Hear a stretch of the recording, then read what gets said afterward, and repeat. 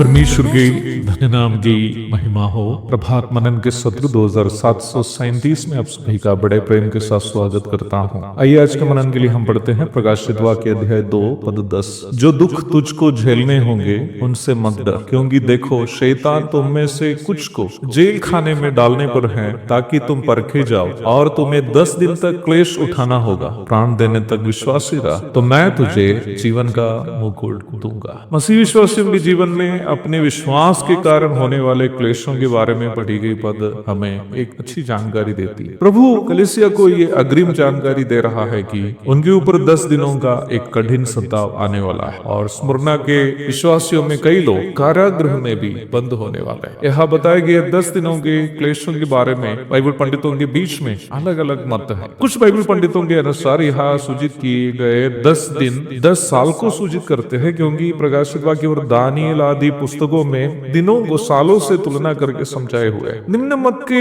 पंडितों के अनुसार ये 10 दिनों का क्लेश जो स्मुरना के विश्वासियों पर हुए हैं, ईस्वी 98 से लेकर ईस्वी 117 तक रोम में शासन किया गया सम्राट ट्राजन के शासन काल के दरमियान ईस्वी 99 से लेकर ईस्वी 109 के बीच मसीहों पर हुए सताव को सूचित करते हैं। अन्य कुछ लोग इसे सम्राट डायोक्लिटस के समय हुए सताव भी समझते हैं। ये दोनों अनुमान सही हो सकते हैं। यदि कोई कहे कि ये दोनों नहीं, कोई अन्य समय के सताव को ये सूचित करता है, तो उनको उस प्रकार सोचने का भी पूर्ण स्वतंत्रता है, क्योंकि कलीसिया के इतिहास यदि देखा जाए, प्रथम 300 वर्ष कलीसिया अलग अलग रोमी सम्राटों के शासन काल में अलग अलग प्रकार के सताव से गुजरती रही है। जब तक सम्राट कॉन्स्टेंटाइन अधिकार में नहीं आया था, ये सताव जारी रहा। जब प्रभु कहता है कि ये क्लेश 10 दिन तक अथवा एक निर्धारित समय तक जारी रहेगा, उससे ये सूचना मिलती है कि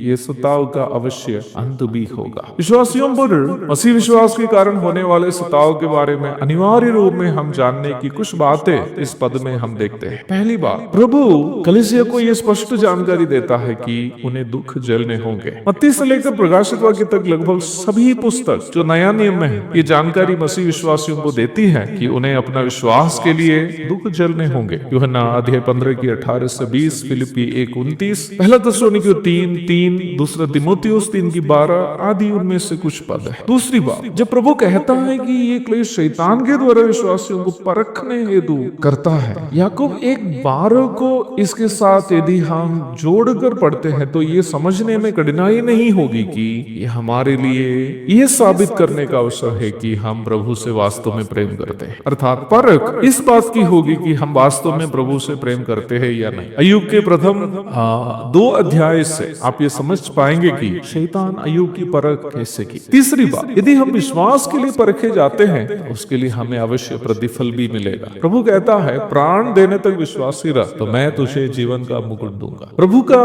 प्रस्ताव मुरना में आयोजित ओलंपिक खेलकूद प्रतियोगिताओं में विजयी प्रतिभागियों को दिए गए उस मुकुटों की ओर इशारा करता है जो जैतून के पत्तों से बनाए गए थे। मूल भाषा यूनानी में यहाँ उपयोग किया गया शब्द स्टेफानन है, जो सिर में रखने वाले सोने के मुकुट को जो अधिकारी या पद को दिखाते हैं सूचित नहीं करता, बल्कि ये प्रतिभागिताओं में विजयियों को देने वाले जैतून पत्तों से निर्मित मुकुट को सूचित करता है, जो सम्मान या पुरस्कार को दिखाता है। अर्थात हमारे यह संसार के जीवन काल में हम सामना करने वाली प्रत्येक वो समस्या जो हमारे विश्वास के कारण है, वे सभी प्रभु के प्रति हमारा हमारा प्रेम प्रकट करने हेतु हमें मिलने वाला अवसर है, मौका। यदि अय्यूब की तरह हम उन समस्याओं में विजयी होंगे तो महिमा में प्रभु के कर कमलों से सम्मान तथा पुरस्कारों को हम अवश्य प्राप्त करेंगे। निम्न विषय पर प्रेरित पत्रस अपनी पहली पत्री के 4 अध्याय की 13वीं पद में इस प्रकार कहते हैं, पर जैसे जैसे मसीह के दुखों में सहभागी होते हो आनंद करो, जिससे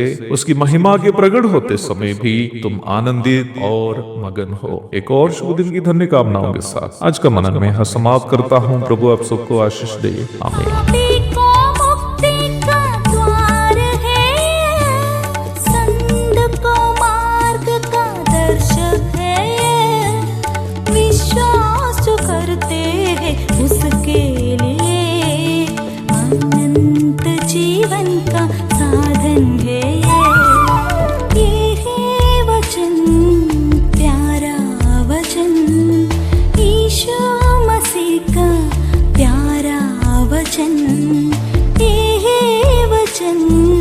प्यारा वचन ईशो।